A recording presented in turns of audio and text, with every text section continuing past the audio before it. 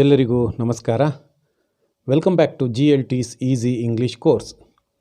In this session, let us discuss about active and passive voice. ಬಂಧುಗಳೇ, ಈ ಸೆಷನ್ನಲ್ಲಿ ನಾವು active voice ಮತ್ತು passive voice ಬಗ್ಗೆ ಪರಿಚಯ ಮಾಡಿಕೊಳ್ಳೋಣ. ನಾವು ಇಂಗ್ಲೀಷ್ನಲ್ಲಿ ಸಂವಹನ ಮಾಡಬೇಕಾದ್ರೆ, ಬರಿಬೇಕಾದ್ರೆ ಆ್ಯಕ್ಟಿವ್ ವಾಯ್ಸ್ ಮತ್ತು ಪ್ಯಾಸಿವ್ ವಾಯ್ಸ್ ವಾಕ್ಯಗಳನ್ನು ಬಳಸೋದು ಸಹಜ. ಯಾವ ಸಂದರ್ಭಗಳಲ್ಲಿ ಆ ವಾಕ್ಯಗಳನ್ನು ಬಳಸಬೇಕು ಅನ್ನೋದನ್ನು ಇವತ್ತು ತಿಳಿಯೋಣ. ಹಾಗೆ ಪರೀಕ್ಷೆಯಲ್ಲಿ ಆ್ಯಕ್ಟಿವ್ ವಾಯ್ಸ್ ವಾಕ್ಯಗಳನ್ನು ಪ್ಯಾಸಿವ್ ವಾಯ್ಸ್ಗೆ ಬದಲಾವಣೆ ಮಾಡಲಿಕ್ಕೆ ಪ್ರಶ್ನೆಗಳು ಬರುತ್ತವೆ. ಯಾವ ನಿಯಮಾವಳಿಗಳನ್ನು ಅನುಸರಿಸಿ ನಾವು ಪ್ಯಾಸಿವ್ ವಾಯ್ಸ್ಗೆ ಬದಲಾಯಿಸ್ಬೋದಾಗಿದೆ ಅನ್ನೋದನ್ನು ಸಹ ಪರಿಚಯ ಮಾಡಿಕೊಳ್ಳೋಣ. ಈಗ ಆ್ಯಕ್ಟಿವ್ ಮತ್ತು ಪ್ಯಾಸಿವ್ ವಾಯ್ಸ್ ವಾಕ್ಯಗಳ ಪರಿಚಯ. ಅದಕ್ಕೂ ಮೊದಲು ಸೆಂಟೆನ್ಸ್ ಪ್ಯಾಟ್ರನ್ನ ತಿಳ್ಕೊಳ್ಳೋಣ. ಒಂದು ವಾಕ್ಯದ ರಚನೆ ಹೇಗಿರುತ್ತೆ, ಏನೆಲ್ಲ ಅಂಶಗಳು ಅದರಲ್ಲಿ ಇರುತ್ತೆ ಅನ್ನೋದನ್ನು ಗಮನಿಸೋಣ. There are 5 basic elements in a sentence. 5 ಥರದ ಮೂಲಭೂತ ಅಂಶಗಳನ್ನು ನಾವು ಗಮನಿಸ್ಬೋದಾಗುತ್ತೆ ಒಂದು ವಾಕ್ಯದಲ್ಲಿ. Subject, verb, object, complement and adjunct. ಇವು 5 ಅಂಶಗಳು ಒಂದು ವಾಕ್ಯದಲ್ಲಿ ಇರುತ್ತೆ. Rama killed Ravana mercilessly in Lanka. ಈ ವಾಕ್ಯದಲ್ಲಿ ರಾಮ ಸಬ್ಜೆಕ್ಟ್ ಆದರೆ ಕಿಲ್ಡ್ ವರ್ಬ್ ಕ್ರಿಯಾಪದ, ಅದು ವರ್ಬ್ ಆಗುತ್ತೆ. ರಾವಣ ಆಬ್ಜೆಕ್ಟ್ ಆಗುತ್ತೆ. ಮರ್ಸಿಲೆಸ್ಲಿ ಅನ್ನೋದು ಸಬ್ಜೆಕ್ಟ್ ಬಗ್ಗೆ ಅಥವಾ ಆಬ್ಜೆಕ್ಟ್ ಬಗ್ಗೆ ತಿಳಿಸುವಂತಹ ವರ್ಡ್ ಆದ್ದರಿಂದ ಕಾಂಪ್ಲಿಮೆಂಟ್ ಅನ್ಸ್ಕೊಳ್ಳುತ್ತೆ. ಇನ್ ಲಂಕಾ ಅನ್ನೋದು ಆಡ್ಜಂಕ್ಟ್ ಅಂತ ಅನ್ಸ್ಕೊಳ್ಳುತ್ತೆ. ಹೇಗೆ ಪ್ರತಿಯೊಂದು ಎಲಿಮೆಂಟ್ದು ಪಾತ್ರ ಏನು ಅನ್ನೋದನ್ನು ಮುಂದೆ ನೋಡೋಣ. ಸಬ್ಜೆಕ್ಟ್ ಪಾತ್ರ ಏನು? Subject refers to a person or thing about we get information. Generally subjects occur before verbs. ಒಂದು ವ್ಯಕ್ತಿ ಬಗ್ಗೆ, ಪ್ರಾಣಿ ಬಗ್ಗೆ, ಒಂದು ವಸ್ತುವಿನ ಬಗ್ಗೆ ಏನಾದರೂ ಮಾಹಿತಿ ಸಿಗುತ್ತಲ್ಲ, ಇನ್ಫಾರ್ಮೇಷನ್ ಸಿಗುತ್ತಲ್ಲ, ಅದು ಸಬ್ಜೆಕ್ಟ್ ಅಂತ ಅನ್ಸ್ಕೊಳ್ಳುತ್ತೆ. ಸಾಮಾನ್ಯವಾಗಿ ಕ್ರಿಯಾಪದಗಳಿಗೂ ಮೊದಲೇ ವಾಕ್ಯಗಳಲ್ಲಿ ಈ ಸಬ್ಜೆಕ್ಟ್ ಬರುತ್ತೆ. ಉದಾಹರಣೆಗಳನ್ನು ನೋಡೋಣ. She sings songs. Rama recites a poem. Seema cooks the food. The elephant kicked the wild dog. ಇಲ್ಲಿ she, Rama, Seema, the elephant ಇವೆಲ್ಲವೂ ವಾಕ್ಯದ ಮೊದಲಿಗೆ ವರ್ಬ್ಗೂ ಮೊದಲೇ ಬರ್ತಾ ಇದ್ದಾವೆ. ಹಾಗೆ ಒಂದಷ್ಟು ಅವುಗಳ ಬಗ್ಗೆ ಮಾಹಿತಿ ಸಿಗ್ತಾ ಇದೆ. ಹಾಗಾಗಿ ಅವುಗಳನ್ನು ಸಬ್ಜೆಕ್ಟ್ ಅಂತ ಕನ್ಸಿಡರ್ ಮಾಡ್ತೇವೆ. Next verb refers to a persons or things action. Verb ಅಂದರೆ ಕ್ರಿಯಾಪದ, ವ್ಯಕ್ತಿ, ಪ್ರಾಣಿ, ವಸ್ತುವಿನ ಕ್ರಿಯೆಯನ್ನು ತಿಳಿಸುವಂಥದ್ದು. ಇದು ಬಹಳ ಸುಲಭ ವಾಕ್ಯದಲ್ಲಿ ಕಂಡುಹಿಡಿಯುವಂಥದ್ದು. She sings songs. ಈ ಉದಾಹರಣೆಗಳಲ್ಲಿ ಸಿಂಗ್ಸ್, ರಿಸೈಟ್ಸ್, ಕುಕ್ಸ್, ಕಿಕ್ಡ್ ಇವೆಲ್ಲ ಕ್ರಿಯಾಪದಗಳಾಗಿ ಕೆಲಸ ಮಾಡುತ್ತವೆ. Next object refers to a person or thing which action or feeling directed. Generally objects occur after verbs. ಏನಾದರೂ ಒಂದು ಕ್ರಿಯೆ ಅಥವಾ ಒಂದು ಭಾವ ಒಂದು ಪದದ ಮೇಲೆ ಡೈರೆಕ್ಷನ್ ಆಗಿದ್ದರೆ ಅದನ್ನು ಆಬ್ಜೆಕ್ಟ್ ಅಂತ ಕರಿತೀವಿ. ಇಲ್ಲಿ ಶಿ ಸಿಂಗ್ಸ್ ವಾಟ್? ಸಾಂಗ್ಸ್. ಅವಳು ಹಾಡ್ತಾಳೆ. ಏನನ್ನು ಹಾಡ್ತಾಳೆ? ಸಾಂಗ್ಸನ್ನು ಹಾಡ್ತಾಳೆ. ಸಾಂಗ್ಸ್ ಅನ್ನೋದು ಆಬ್ಜೆಕ್ಟ್ ಅಂತ ಬರುತ್ತೆ. ರಾಮ ರಿಸೈಟ್ಸ್ ವಾಟ್? ಎ ಪೋಯಮ್ ಅನ್ನೋದು ಆಬ್ಜೆಕ್ಟ್ ಆಗುತ್ತೆ. ದ ಎಲಿಫೆಂಟ್ ಕಿಕ್ಡ್ ವಾಟ್ ಅಂತ ಪ್ರಶ್ನೆ ಬರುತ್ತೆ. ದ ಬ್ಯಾಂಬೂ ಅನ್ನೋದು ಉತ್ತರ. ಹಾಗಾಗಿ ದ ಬ್ಯಾಂಬೂ ಆಬ್ಜೆಕ್ಟ್ ಅಂತ ಅನ್ಸ್ಕೊಳ್ಳುತ್ತೆ. ಇವು ಸಾಮಾನ್ಯ ವರ್ಬ್ ನಂತರ ವಾಕ್ಯಗಳಲ್ಲಿ ಕಾಣಿಸ್ಕೊಳ್ಳುತ್ತವೆ. Next complement. A complement gives some information about subject or object ಅಥವಾ ಸಬ್ಜೆಕ್ಟ್ ಬಗ್ಗೆ ಏನಾದರೂ ಮಾಹಿತಿಯನ್ನು ನೀಡೋದಾದರೆ ಅದನ್ನು ಕಾಂಪ್ಲಿಮೆಂಟ್ ಅಂತ ಕರಿತೀವಿ. ಉದಾಹರಣೆ ನೋಡೋದಾದರೆ, mister Anand became A professor. Mister Anand ಆ ಸಬ್ಜೆಕ್ಟ್ ಬಗ್ಗೆ ಮಾಹಿತಿ ನೀಡುವಂತಹ ಪದ ಎ ಪ್ರೊಫೆಸರ್, ಅದನ್ನು ಸಬ್ಜೆಕ್ಟ್ ಕಾಂಪ್ಲಿಮೆಂಟ್ ಅಂತ ಕರಿತೀವಿ. The university made her A professor. ಇಲ್ಲಿ ಹರ್ ಅನ್ನೋದು ಆಬ್ಜೆಕ್ಟ್ ಆಗುತ್ತೆ. ಅದರ ಬಗ್ಗೆ ಒಂದಷ್ಟು ಮಾಹಿತಿ ಕೊಡ್ತಾ ಇರುವಂಥ ಪದ ಎ ಪ್ರೊಫೆಸರ್, ಅದನ್ನು ಆಬ್ಜೆಕ್ಟ್ ಕಾಂಪ್ಲಿಮೆಂಟ್ ಅಂತ ಕರಿತೀವಿ. The last one is adjunct. An adjunct is an amplification of the predicate. Generally, it occurs at the end of the sentences. ಒಂದು ವಾಕ್ಯದಲ್ಲಿ ಒಂದು ಪರಿಪೂರ್ಣತೆಯನ್ನು ಮೂಡಿಸೋದು ಈ adjunct. ಇದು ಇಲ್ಲದೇನೂ ಸಹ ವಾಕ್ಯಗಳ ರಚನೆ ಆಗುತ್ತೆ. ಆದರೆ ದ ಟೀಚರ್ ಪನಿಷ್ಡ್ ಮೀ, ಅಲ್ಲಿ ಎಸ್ಟರ್ಡೇ ಅನ್ನೋ ಒಂದು ಪದ ಸೇರುತ್ತೆ. ಅದು ಅಡ್ಜಂಕ್ಟ್ ಆಗಿ ಕೆಲಸ ಮಾಡುತ್ತೆ. ಹಾಗೆ he has built A huge building in this town. ಸಮಯ, ಸ್ಥಳ ಇವುಗಳನ್ನೆಲ್ಲ ಈ ಅಡ್ಜಂಕ್ಟ್ ಇಂಡಿಕೇಟ್ ಮಾಡುತ್ತೆ. ಸಾಮಾನ್ಯವಾಗಿ ವಾಕ್ಯಗಳ ಕೊನೆಯಲ್ಲಿ ಇವುಗಳು ಬರುತ್ತವೆ. ಇದನ್ನು ನಾವು ತಮಾಷೆಗಾಗಿ ಬಾಲ ಅಂತ ಕರ್ಕೋಬೋದು. ಒಂದು ವಾಕ್ಯದ ಬಾಲವಾಗಿ ಇದು ಕೆಲಸ ಮಾಡುತ್ತೆ.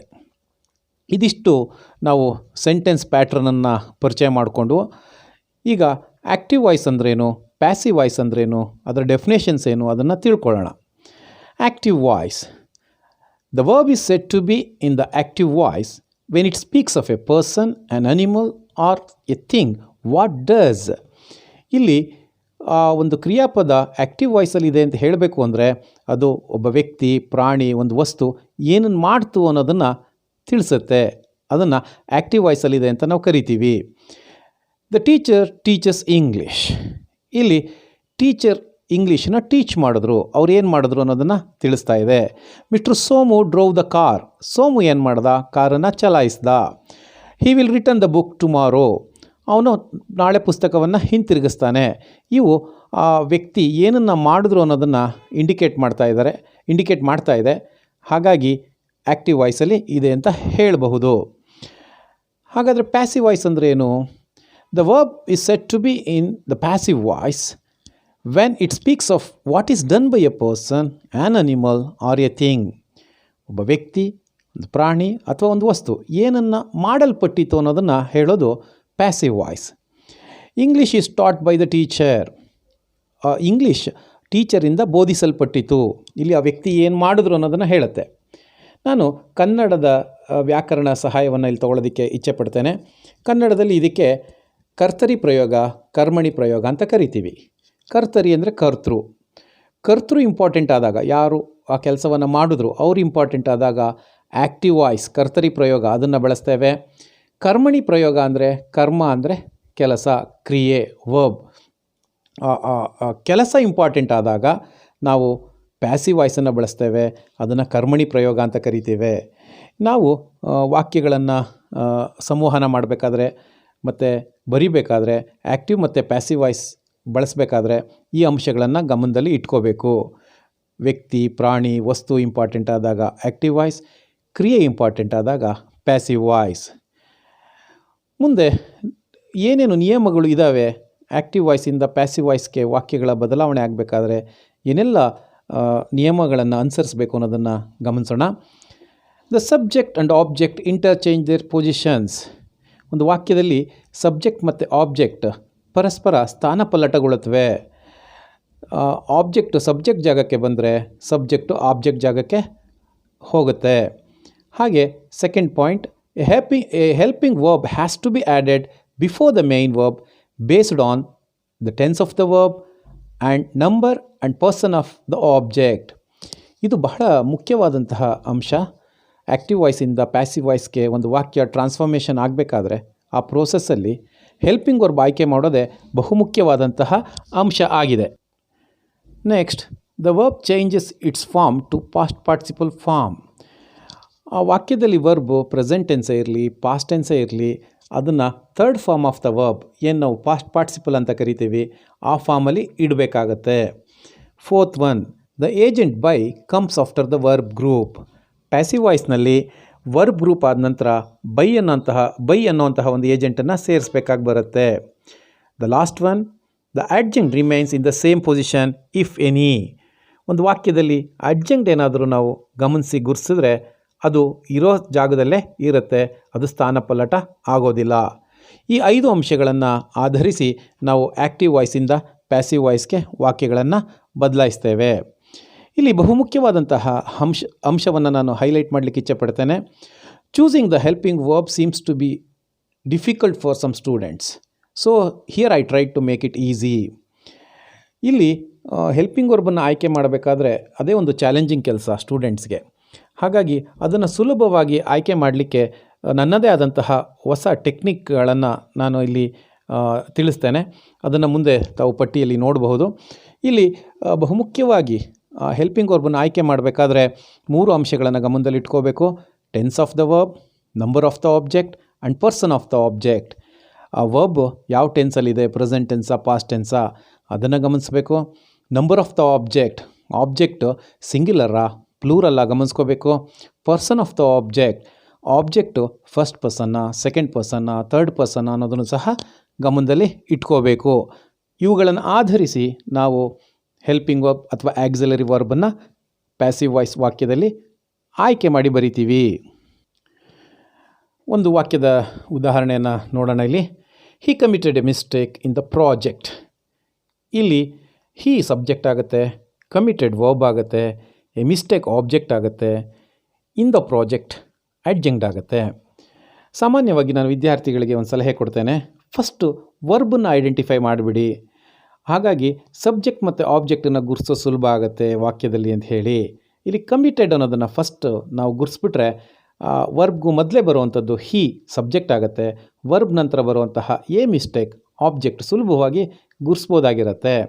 ಮತ್ತು ಆಡ್ಜಂಕ್ಟ್ ಏನು ಬರುತ್ತೆ, ಇನ್ ದ ಪ್ರಾಜೆಕ್ಟ್ ಅಂತ ಇದೆ. ಸಾಮಾನ್ಯವಾಗಿ ಒಂದು ಪ್ರಿಪೋಸಿಷನ್ ಒಟ್ಟಿಗೆ ಈ ಅಡ್ಜಂಕ್ಟ್ ಬರುತ್ತೆ. ಇನ್ the project, on the table, ಈ ಥರದ್ದೆಲ್ಲ ಒಂದು ಪ್ರಿಪೋಸಿಷನ್ ಒಟ್ಟಿಗೆ ಈ ಅಡ್ಜಂಕ್ಟ್ ಬರೋದ್ರಿಂದ ಅದನ್ನು ಸಹ ಸುಲಭವಾಗಿ ಗುರುತಿಸಬಹುದು. ಪ್ಯಾಸಿವ್ ವಾಯ್ಸ್ಗೆ ಬದಲಾಯಿಸಬೇಕಾದ್ರೆ ನಾವು ನಮ್ಮ ಅಲ್ಲಿ ನಿಯಮಾವಳಿಗಳನ್ನು ಇಲ್ಲಿಗೆ ಅನ್ವಯ ಮಾಡೋಣ. ಆಬ್ಜೆಕ್ಟು ಸಬ್ಜೆಕ್ಟ್ ಜಾಗಕ್ಕೆ ಬರಬೇಕು, ಸಬ್ಜೆಕ್ಟು ಆಬ್ಜೆಕ್ಟ್ ಜಾಗಕ್ಕೆ ಹೋಗಬೇಕು. ಇಲ್ಲಿ ಗಮನಿಸಿ, ಮಿಸ್ಟೇಕ್ ಅನ್ನೋ ಆಬ್ಜೆಕ್ಟು ಸಬ್ಜೆಕ್ಟ್ ಜಾಗಕ್ಕೆ ಬಂದಿದೆ. ಕಮಿಟೆಡ್ ಅನ್ನೋದು ವರ್ಬ್ ಪಾಸ್ಟ್ ಟೆನ್ಸಲ್ಲಿದೆ. ಹಾಗಾಗಿ ನಾವು ಪಾಸ್ಟ್ ಟೆನ್ಸಲ್ಲಿ ಹೆಲ್ಪಿಂಗ್ ವರ್ಬ್ನ ಬಳಸಬೇಕಾಗತ್ತೆ. ಆಬ್ಜೆಕ್ಟು ಸಿಂಗ್ಯುಲರಾ, ಪ್ಲೂರಲ್ಲ, ಫಸ್ಟ್ ಪರ್ಸನ, ಸೆಕೆಂಡ್ ಪರ್ಸನ, ಥರ್ಡ್ ಪರ್ಸನ, ಇದನ್ನು ಸಹ ಗಮನಿಸಬೇಕು. ಎ ಮಿಸ್ಟೇಕ್ ಅನ್ನೋದು ಇಟ್ ಅಂತ ಥರ್ಡ್ ಪರ್ಸನ್ ಸಿಂಗ್ಯುಲರ್ ಗ್ರೂಪ್ಗೆ ಬರುತ್ತೆ. ನಾವು ವಾಸ್ ಬಳಸಿದ್ದೇವೆ. A mistake was committed, by ಅನ್ನೋ ಏಜೆಂಟ್ ಸೇರಿದೆ, by him in the project.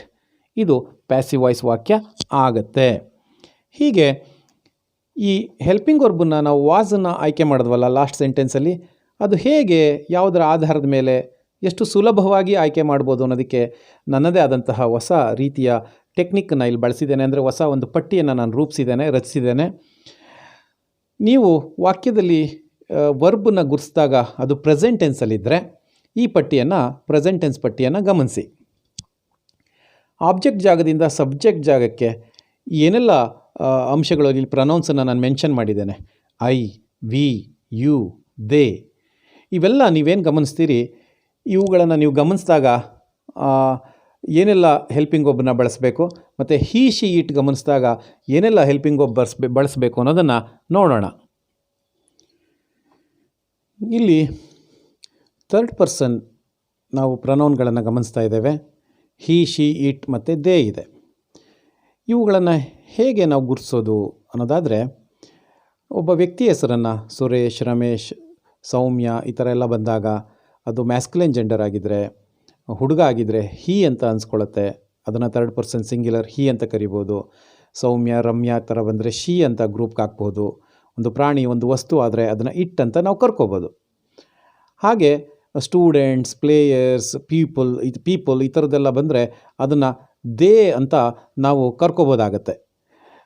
Third person plural form they ಅಂತ ನಾವು ಕರ್ಕೋಬೋದಾಗತ್ತೆ. ಇಲ್ಲಿ ಆಬ್ಜೆಕ್ಟ್ ಜಾಗದಿಂದ ಸಬ್ಜೆಕ್ಟ್ ಜಾಗಕ್ಕೆ ಬರುವಂತಹ ಈ ಪ್ರನೌನ್ಗಳನ್ನು ನಾವು ಹೆಲ್ಪಿಂಗ್ ವರ್ಬನ್ನು ಬಳಸಬೇಕಾಗಿ ಬರುತ್ತೆ.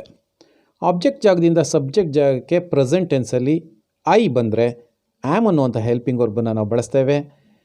ವಿ, ಯು, ದೇ ಬಂದರೆ ಆರ್ ಅಂತ ಹೆಲ್ಪಿಂಗ್ ವರ್ಬ್ ಬಳಸ್ತೇವೆ. ಹಿ, ಶಿ, ಇಟ್ ಆದರೆ ಈಸ್ ಅನ್ನುವಂತಹ ಹೆಲ್ಪಿಂಗ್ ವರ್ಬನ್ನು ಬಳಸ್ತೇವೆ. ಹ್ಯಾವ್ ಅಥವಾ ಹ್ಯಾಸ್ ಬಂದಾಗ ಬೀನನ್ನು ಆ್ಯಡ್ ಮಾಡಬೇಕಾಗತ್ತೆ.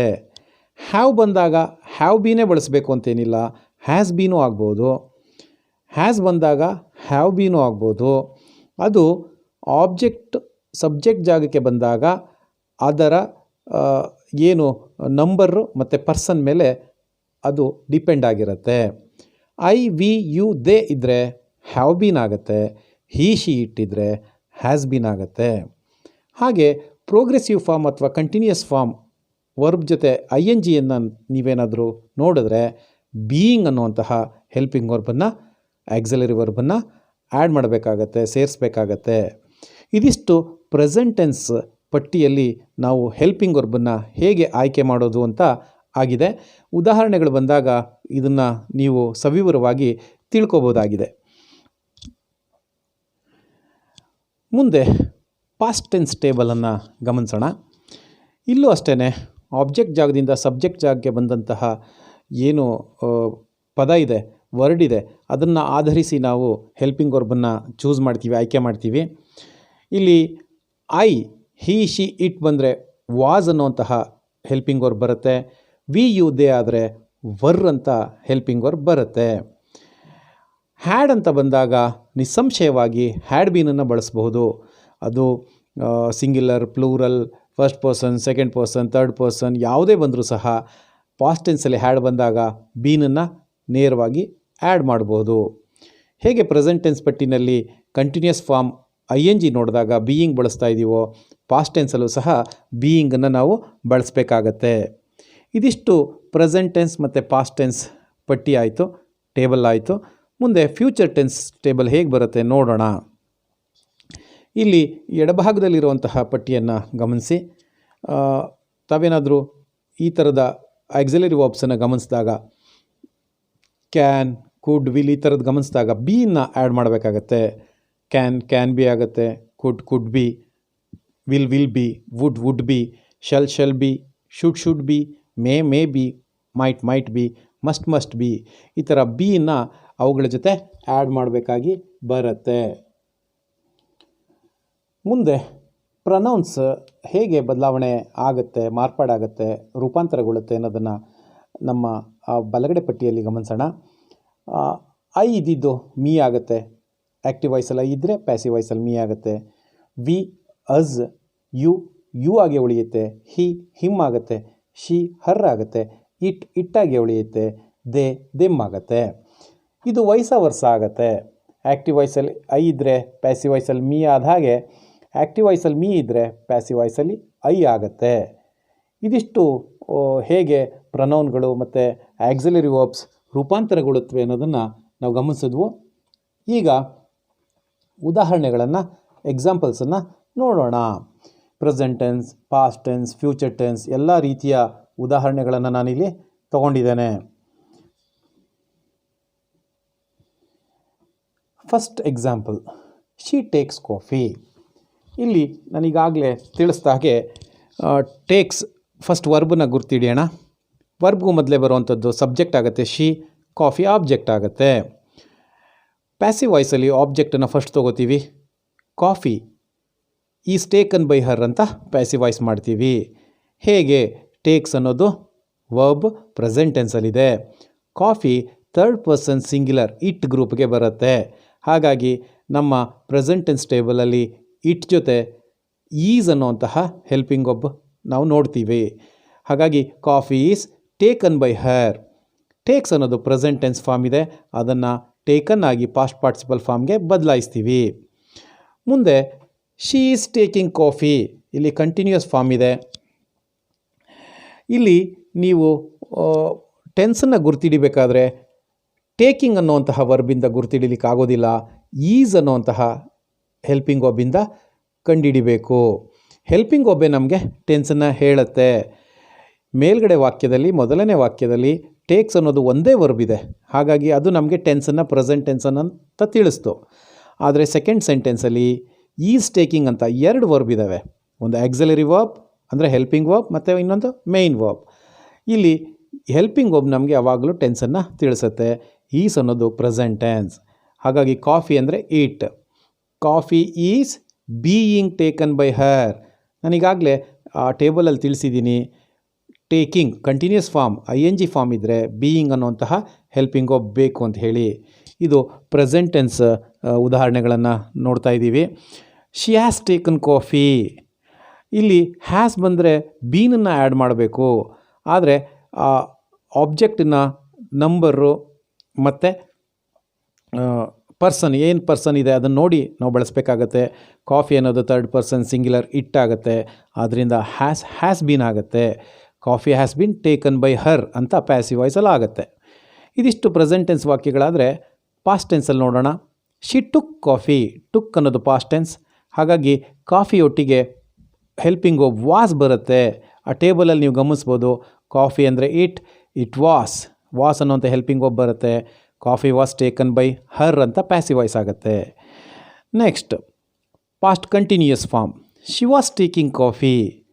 ಇಲ್ಲಿ helping verb was past tense ಅಂತ ತಿಳಿಸ್ತಾ ಇದೆ. ಪ್ಯಾಸಿವ್ ವಾಯ್ಸಲ್ಲಿ coffee was being taken by her ಅಂತ ಆಗತ್ತೆ. She had taken coffee. Next example, she had taken coffee. ನಾನೀಗಾಗಲೇ ಪಟ್ಟಿಯಲ್ಲಿ ತಿಳಿಸಿದ್ದೇನೆ, ಹ್ಯಾಡ್ ಇದ್ದರೆ ನಿಸ್ಸಂಶಯವಾಗಿ ಬೀನನ್ನು ಆ್ಯಡ್ ಮಾಡ್ಬೋದು, ಹ್ಯಾಡ್ ಬೀನ್ ಮಾಡ್ಬೋದು ಅಂತ ಹೇಳಿ ಸುಲಭವಾಗಿ ಇಲ್ಲಿ ಪ್ಯಾಸಿವ್ ವಾಯ್ಸಲ್ಲಿ coffee had been taken by her ಅಂತ ನಾವು ಮಾರ್ಪಾಡು ಮಾಡ್ಬೋದಾಗಿದೆ. ಹಾಗೆ ಫ್ಯೂಚರ್ ಟೆನ್ಸಿಗೆ ಬರೋದಾದರೆ she will take coffee. Will ಅನ್ನೋದು ನಮಗೆ ಫ್ಯೂಚರ್ ಟೆನ್ಸನ್ನು ಇಂಡಿಕೇಟ್ ಮಾಡುತ್ತೆ. ಆ ಫ್ಯೂಚರ್ ಟೆನ್ಸ್ ಫಾರ್ಮ್ ಬಂದಾಗ ಬೀನ ಆ್ಯಡ್ ಮಾಡಬೇಕಾಗತ್ತೆ. Coffee will be taken by her. Next, she will have taken coffee. ಅದು ಪ್ಯಾಸಿವ್ ವಾಯ್ಸಲ್ಲಿ coffee will have been taken by her ಅಂತ ಆಗತ್ತೆ. ಇನ್ನಷ್ಟು ಎಕ್ಸಾಂಪಲ್ಗಳನ್ನು ನೋಡೋಣ. The cat kills the mouse. ಇಲ್ಲಿ ಪ್ರೆಸೆಂಟ್ ಟೆನ್ಸ್ ಫಾರ್ಮ್ ಇದೆ. The mouse is killed by the cat, passive voice ಆಗುತ್ತೆ. His father beats him quite often. Passive ವಾಯ್ಸಲ್ಲಿ he is beaten by his father quite often ಆಗುತ್ತೆ. Next, the workers are constructing a building. Are constructing ಅನ್ನೋ verb ಗ್ರೂಪಲ್ಲಿ are ನಮಗೆ ಟೆನ್ಸನ್ನು ತಿಳಿಸುತ್ತೆ, present tense ಅಂತ ಹೇಳಿ. ಎ ಬಿಲ್ಡಿಂಗ್ ಅನ್ನೋದು object, third person singular it ಆಗುತ್ತೆ. A building is being constructed by the workers, passive voice ಆಗುತ್ತೆ. You can do it. Can ಬಂದಾಗ ಬೀನ ಆ್ಯಡ್ ಮಾಡ್ತೀವಿ. It can be done by you. ಹಾಗೆ ಒಂದು ಪ್ರಶ್ನಾರ್ಥಕವಾದಂತಹ ವಾಕ್ಯವನ್ನು ತಗೊಳ್ಳೋಣ. Who dropped the atom bomb on the tower. ಈ ಥರದ ವಾಕ್ಯಗಳು ಬಂದಾಗ ನಾವು ಏಜೆಂಟ್ ಬೈನ ಮೊದಲಿಟ್ಕೊಂಡು ಪ್ರಾರಂಭ ಮಾಡಬೇಕಾಗತ್ತೆ ಪ್ಯಾಸಿವ್ ವಾಯ್ಸಲ್ಲಿ. By whom was the atom bomb dropped on the tower. ಇದು ಪ್ಯಾಸಿವ್ ವಾಯ್ಸ್ ಫಾರ್ಮ್ ಆಗುತ್ತೆ. ನೆಕ್ಸ್ಟ್ ಎಕ್ಸಾಂಪಲಲ್ಲಿ ಡಬಲ್ ಆಬ್ಜೆಕ್ಟನ್ನು ನಾವು ಗಮನಿಸ್ಬೋದು. Hari is sending a parcel to his father. A parcel ಒಂದು ಆಬ್ಜೆಕ್ಟ್ ಆದರೆ ಹಿಸ್ ಫಾದರ್ ಇನ್ನೊಂದು ಆಬ್ಜೆಕ್ಟ್ ಆಗುತ್ತೆ. ಎರಡು ಆಬ್ಜೆಕ್ಟ್ ಇದ್ದರೆ ಎರಡು ಪ್ಯಾಸಿವ್ ವಾಯ್ಸಿನ ವಾಕ್ಯಗಳನ್ನು ರಚನೆ ಮಾಡ್ಬೋದಾಗತ್ತೆ. ಇಲ್ಲಿ ಪ್ಯಾಸಿವ್ ವಾಯ್ಸಲ್ಲಿ a parcel is being sent to his father by Hari, ಇದು ಒಂದು ವಾಕ್ಯ ಆದರೆ his father is being sent a parcel by Hari ಮತ್ತೊಂದು ವಾಕ್ಯ ಆಗುತ್ತೆ. ಇದನ್ನು ಸಹ ನೀವು ಗಮನಿಸಬಹುದು.